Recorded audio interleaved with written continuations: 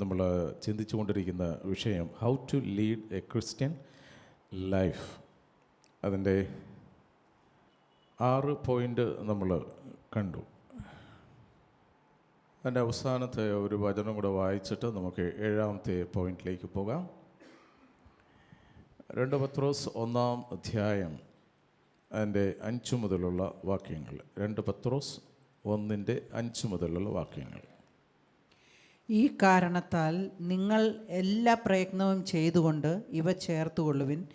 നിങ്ങളുടെ വിശ്വാസത്തോട് സ്വഭാവശ്രേഷ്ഠതയും, സ്വഭാവശ്രേഷ്ഠതയോട് പരിജ്ഞാനവും, പരിജ്ഞാനത്തോട് ആത്മനിയന്ത്രണവും, ആത്മനിയന്ത്രണത്തോട് സഹിഷ്ണുതയും, സഹിഷ്ണുതയോട് ഭക്തിയും, ഭക്തിയോട് സഹോദരപ്രീതിയും, സഹോദരപ്രീതിയോട് സ്നേഹവും തന്നെ.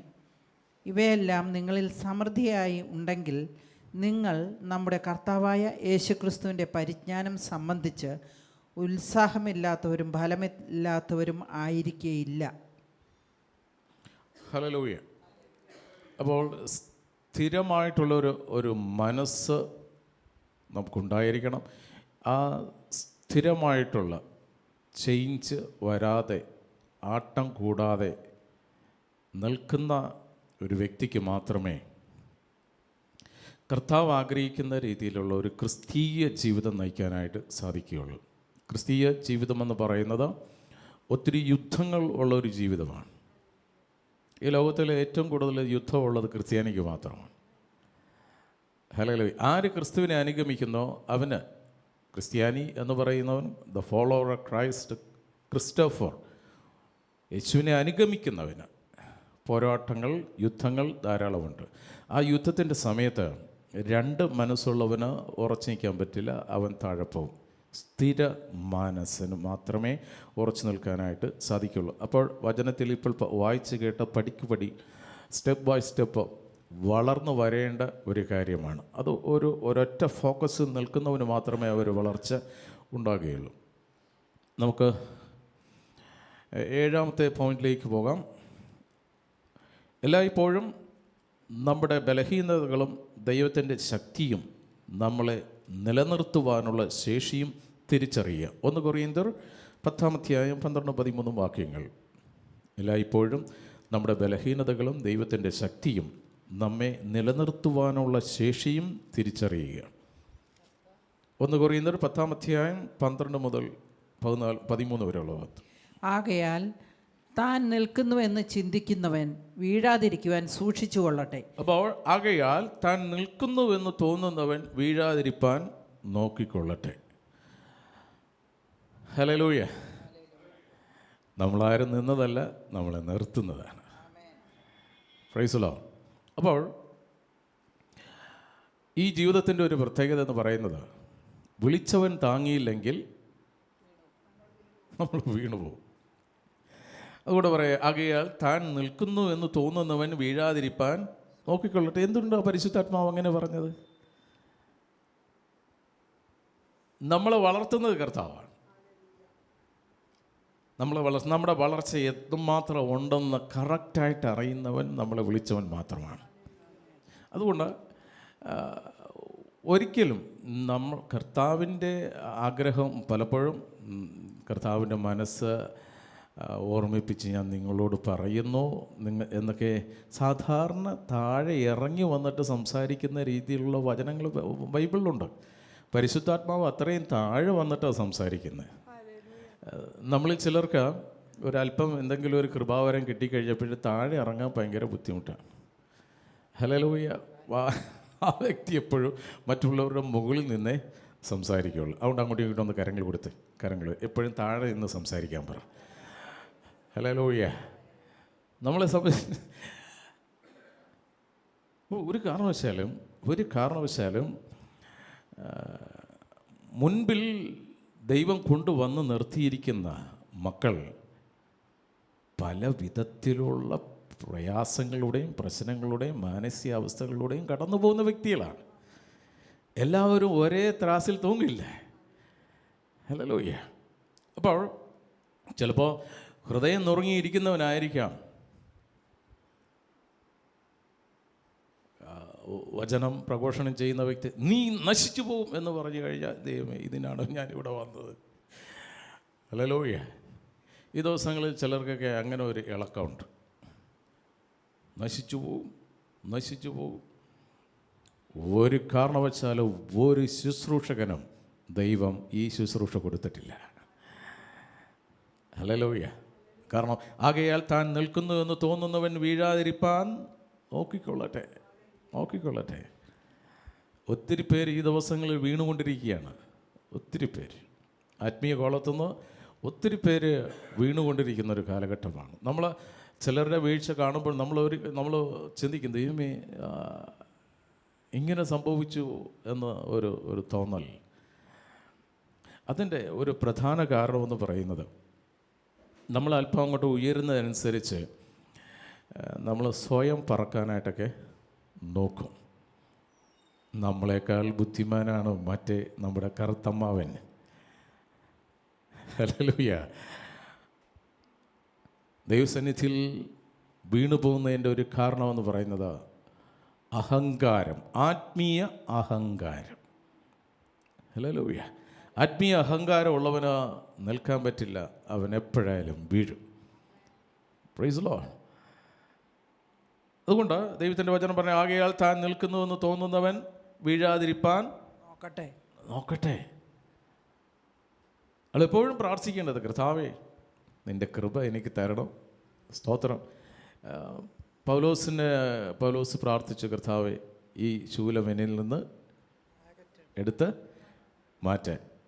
കർത്താവ് എന്താ പറഞ്ഞേ? എൻ്റെ കൃപ നിനക്ക് മതി. സ്തോത്രം. ആ ശൂലം എല്ലാവരുടെ കയ്യിൽ ഒരു ശൂലമുണ്ട്. ചൂലല്ല, ശൂലം. അതിങ്ങനെ ഈ ആനയ്ക്കൊരു തോട്ടിയുള്ള പോലെ. ആ തോട്ടിയുടെ പ്രത്യേകത ഇങ്ങനെ അതിങ്ങനെ വളഞ്ഞിരിക്കുക, ഇതിങ്ങനെ ഒരു പിടുത്തം പിടിക്കുക. സ്തോത്രം. ഈ ഒരു ശൂലം തന്നിരിക്കുക നിഗളിക്കാതിരിക്കാൻ. സ്തോത്രം. അത് കയറി വരാതിരിക്കാനാണ്. സ്തോത്രം.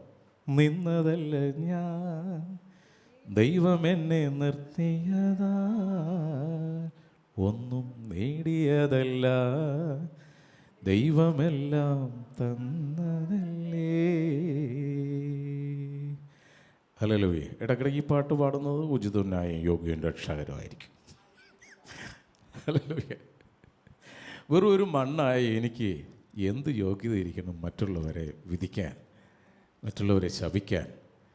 സ്തോത്രം. അപ്പോൾ നിൽക്കുന്നുവെന്ന് പറയുന്നവൻ വീഴാതിരിക്കട്ടെ. കാരണം മനുഷ്യർക്ക് നടപ്പില്ലാത്ത പരീക്ഷകൾ നിങ്ങൾക്ക് നേരിട്ടിട്ടില്ല.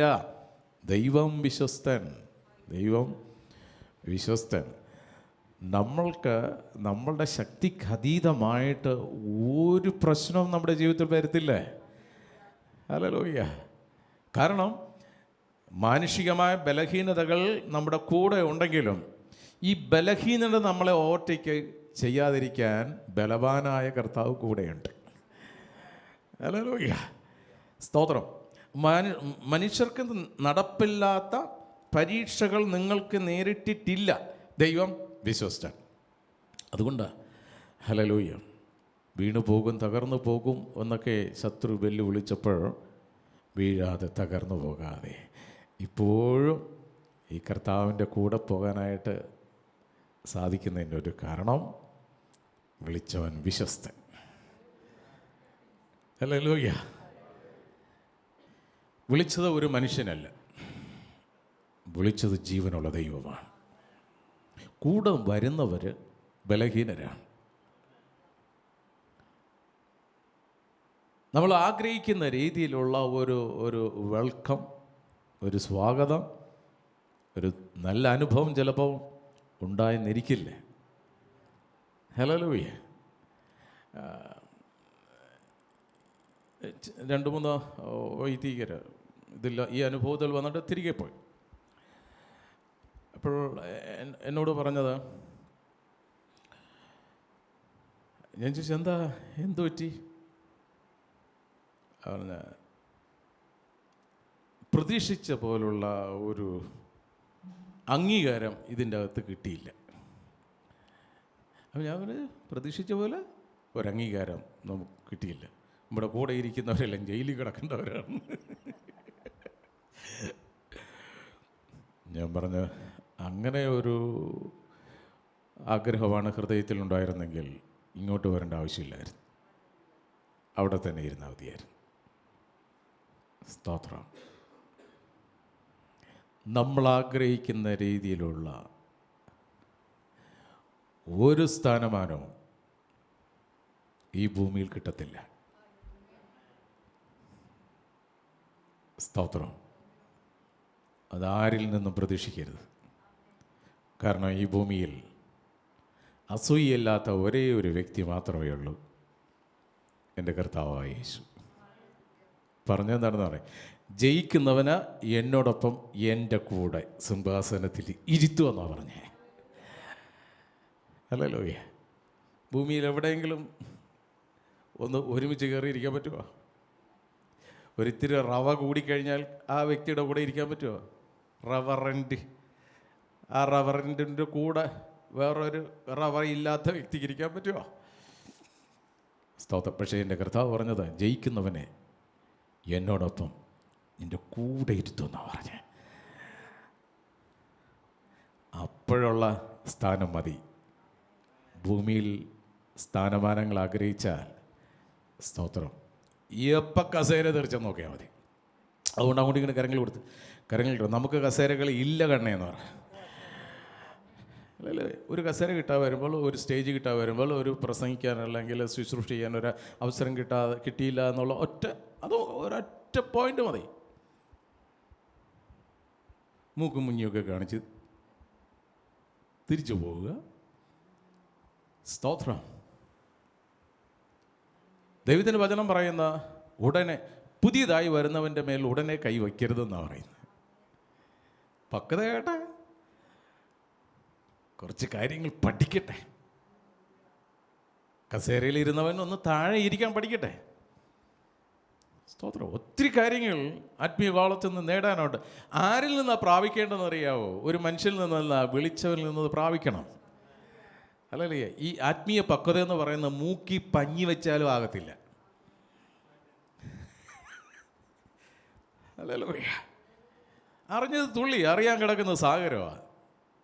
അതുകൊണ്ട് ദൈവത്തിൻ്റെ വചനം പറയുന്ന, മനുഷ്യർക്ക് നടപ്പില്ലാത്ത പരീക്ഷകൾ നിങ്ങൾക്ക് നേരിട്ടിട്ടില്ല, ദൈവം വിശ്വസ്തൻ. നിങ്ങൾക്ക് കഴിയുന്നതിന് മീതെ പരീക്ഷ നേരിടുവാൻ സമ്മതിക്കാതെ നിങ്ങൾക്ക് സഹിപ്പാൻ കഴിയേണ്ടതിന് പരീക്ഷയോട് കൂടി അവൻ പോക്കുവഴിയും ഉണ്ടാക്കും.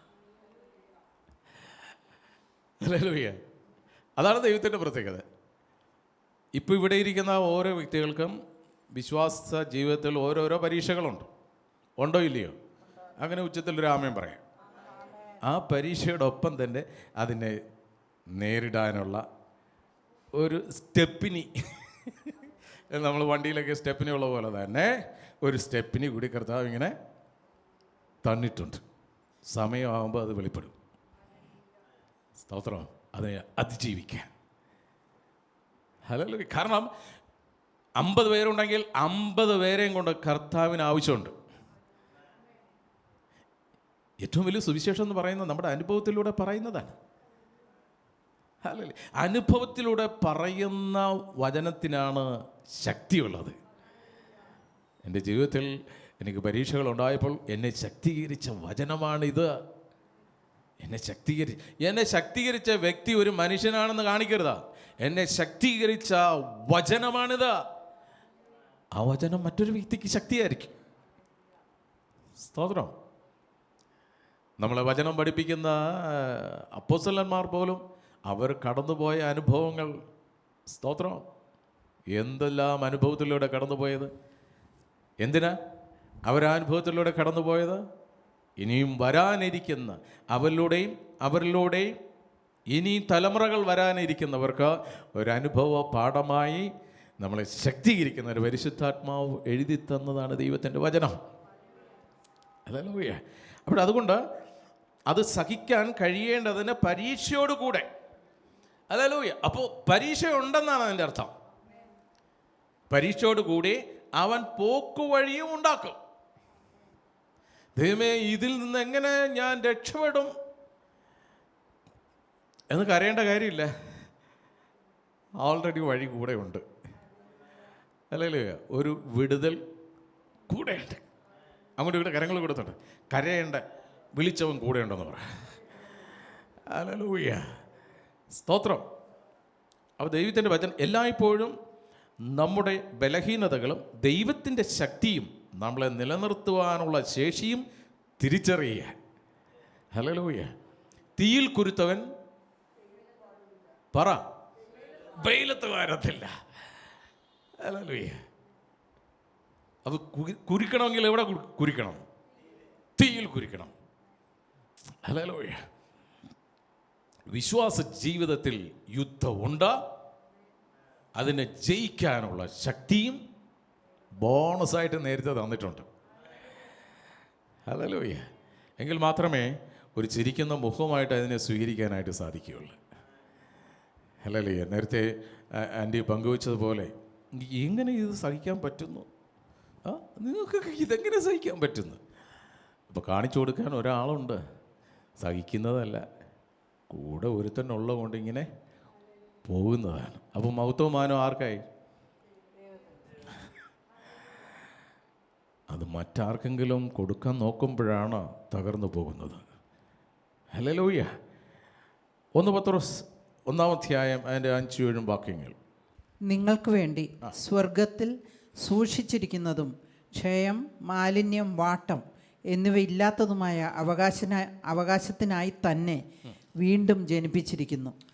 അന്ത്യകാലത്തിൽ വെളിപ്പെടുവാൻ ഒരുങ്ങിയിരിക്കുന്ന രക്ഷയ്ക്കായി വിശ്വാസത്താൽ ദൈവശക്തിയിൽ നിങ്ങൾ സംരക്ഷിക്കപ്പെടുന്നു. അതിൽ നിങ്ങൾ ഇപ്പോൾ അല്പനേരത്തേക്ക് നാനാ പരീക്ഷകളാൽ ദുഃഖിച്ചിരിക്കേണ്ടി വന്നാലും ആനന്ദിക്കുന്നു. അഴിഞ്ഞു പോകുന്നതും തീയിൽ ശോധന കഴിക്കുന്നതുമായ പൊന്നിനേക്കാൾ നിങ്ങളുടെ വിശ്വാസത്തിൻ്റെ പരിശോധന വിലയേറിയത് എന്ന് യേശുക്രിസ്തുവിൻ്റെ പ്രത്യക്ഷതയിൽ പുകഴ്ചയ്ക്കും തേജസ്സിനും മാനത്തിനുമായി കാണുവാനിടവരും. ആമേൻ. അപ്പോൾ ലോകത്തെ അതിജീവിച്ച ജയമാണ് വിശ്വാസം.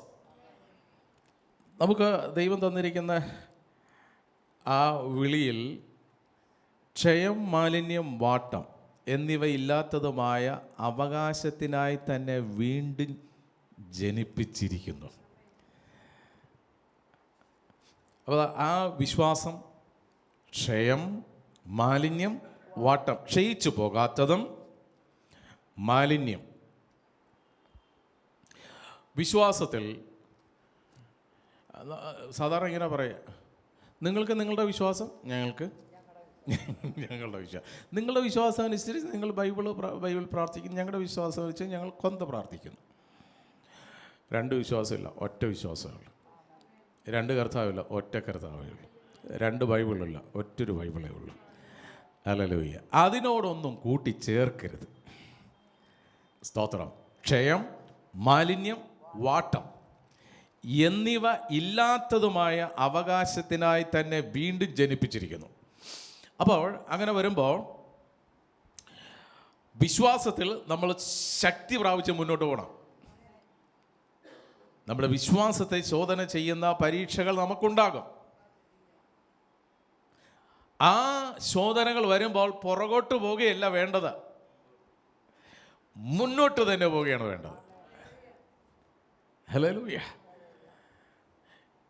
ഈ കാലഘട്ടത്തിൽ നമ്മുടെ വിശ്വാസത്തെ പരീക്ഷിക്കുന്നതും ശോധന കഴിക്കുന്നതുമായ സംഭവ വികാസങ്ങളിലൂടെയാണ് നമ്മൾ കടന്നു പോകുന്നത്. കർത്താവിൻ്റെ 2ാമത്തെ വരവ് അത്യധികം അടുത്തിരിക്കുന്ന ഈ കാലഘട്ടത്തിൽ ഇപ്പോഴും വ്യർത്ഥമായ പാരമ്പര്യത്തിൽ ജനത്തെ കെട്ടിയിട്ടുകൊണ്ട് അവരത് ചെയ്തില്ലെങ്കിൽ ഇന്നത് വരും എന്ന് പേടിപ്പിച്ചുകൊണ്ട് ജനങ്ങളെ മുന്നോട്ട് നയിക്കുന്ന ഒത്തിരി ഇടയന്മാർ ഈ ഭൂമിയിലുണ്ട്. മനുഷ്യനിർമ്മിതമായ പാരമ്പര്യമല്ല വിശ്വാസമെന്ന് പറയുന്നത്. നമുക്ക് വേണ്ടത് കർത്താവിൻ്റെ വിശ്വാസമാണ്, പൂർവികരുടെ വിശ്വാസമല്ല, എൻ്റെ അപ്പൻ്റെ അമ്മയുടെ വിശ്വാസമല്ല. നമുക്ക് വേണ്ടത് കർത്താവിൻ്റെ വിശ്വാസമാണ്.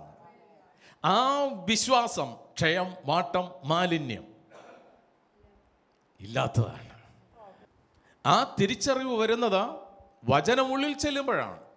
ദൈവത്തിൻ്റെ വചനമാണ് നമ്മളെ ഉറപ്പിക്കുന്നത്. നമ്മുടെ വിശ്വാസത്തിൽ നമ്മളെ ഉറപ്പിക്കുന്നത് ദൈവത്തിൻ്റെ വചനമാണ്. ഹല്ലേലൂയ. ആ വചനം ഒന്നുകൂടെ വായിക്കാം. 1 പത്രോസ് 1:6 വാക്യത്തിൽ, അതിൽ നിങ്ങൾ ഇപ്പോൾ അല്പനേരത്തേക്ക് നാനാ പരീക്ഷകളാൽ ദുഃഖിച്ചിരിക്കേണ്ടി വന്നാലും ആനന്ദിക്കുന്നു. ഹല്ലേലൂയ.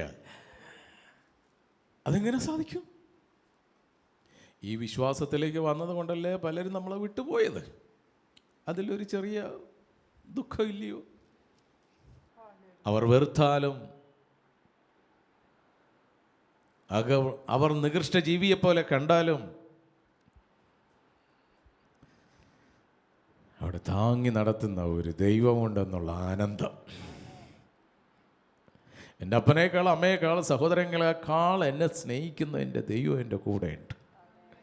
ദൈവം പറയണം, അമ്മ നിന്നെ മറന്നാലും ഞാൻ നിന്നെ. അതാണ് ആനന്ദം. ഹല്ലേലൂയ. ദൈവത്തിൻ്റെ ആ വചനം ഒന്നുകൂടെ വായിച്ച് 6 വാക്യം. അതിൽ നിങ്ങളിപ്പോൾ അല്പനേരത്തേക്ക് നാനാ പരീക്ഷകളാൽ ദുഃഖിച്ചിരിക്കേണ്ടി വന്നാലും ആനന്ദിക്കുന്നു. ഹല്ലേലൂയ. ദുഃഖിച്ചിരിക്കേണ്ടി വന്നാലും ആനന്ദിക്കുന്നു. സ്തോത്രം.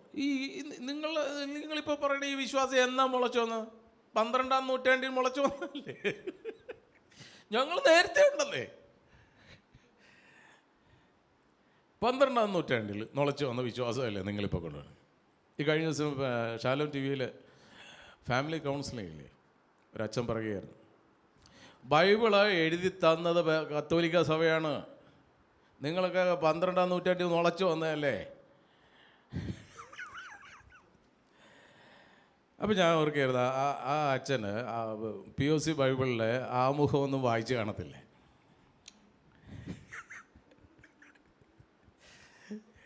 എൻ്റെ പൊന്നച്ച, അച്ഛൻ്റെ കയ്യിലിരിക്കുക POC ബൈബിളിലെ ആമുഖം ഒന്ന് വായിച്ചു നോക്ക്. ഈ പുസ്തകത്തിൻ്റെ തർജ്ജമയ്ക്കായിട്ട് ഉപയോഗിച്ചിരിക്കുന്നത് സത്യവേദ പുസ്തകമാണെന്നാണ് എഴുതിയിരിക്കണേ.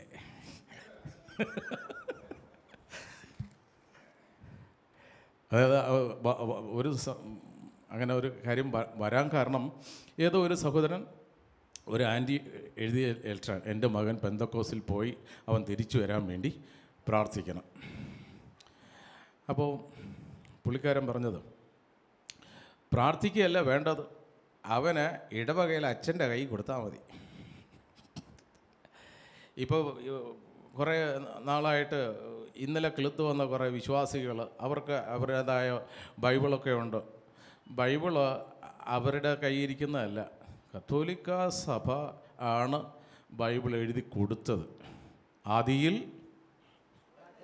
അപ്പോൾ സഭ ഉണ്ടാകുന്നതിന് മുമ്പ് അതെഴുതി ആരാ കയ്യിൽ തന്നെ? അതൊന്നും അതൊക്കെ അച്ഛൻ മറന്നുപോയി. എൻ്റെ പൊന്നച്ച,